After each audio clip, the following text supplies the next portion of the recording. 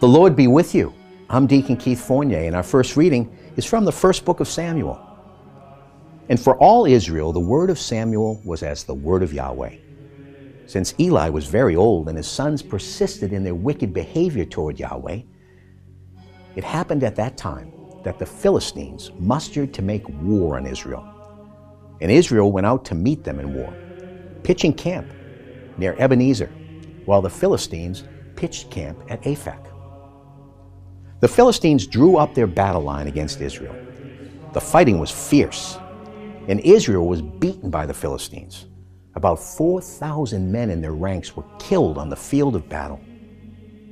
When the troops returned to camp, the elders of Israel said, "Why has Yahweh caused us to be beaten by the Philistines today? Let us fetch the ark of our God from Shiloh, so that when it goes with us, it may save us from the clutches of our enemies." So the troops sent to Shiloh and brought away the ark of Yahweh Sabaoth, enthroned on the winged creatures. The two sons of Eli, Hophni and Phinehas, came with the ark. When the ark of Yahweh arrived in the camp, all Israel raised a great war cry, so that the earth resounded. When the Philistines heard the noise of the war cry, they said, "What can this great war cry in the Hebrew camp mean?" And they realized that the ark of Yahweh had come into the camp. At this, the Philistines were afraid, for they said, "God has come into the camp. Disaster!"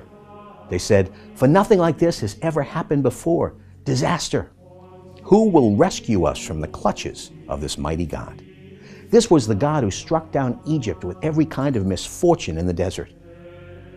But take courage and be men, Philistines, or you will become slaves to the Hebrews, as they have been slaves to you. Be men and fight."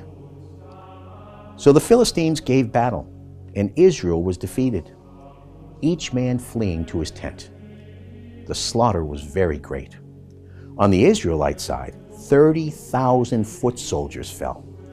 The ark of God was captured too, and Hophni and Phinehas, the two sons of Eli, died. And our response from Psalm 44. You leave us to fall back before the enemy. Those who hate us plunder us at will. You hand us over like sheep for slaughter. You scatter us among the nations. You make us a byword among nations. Other peoples shake their heads over us.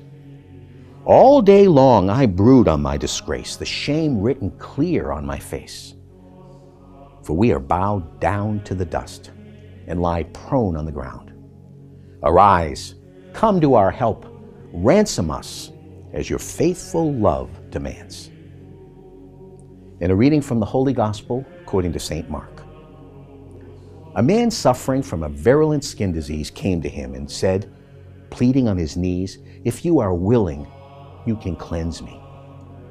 Feeling sorry for him, Jesus stretched out his hand, touched him, and said to him, "I am willing, be cleansed." And at once the skin disease left him and he was cleansed. And at once Jesus sternly sent him away and said to him, "Mind you, tell no one anything, but go and show yourself to the priest, and make the offering for your cleansing prescribed by Moses as evidence to them." The man went away, but then started freely proclaiming and telling the story everywhere, so that Jesus could no longer go openly into any town, but stayed outside in deserted places. Even so, people from all around kept coming to him. The Gospel of the Lord.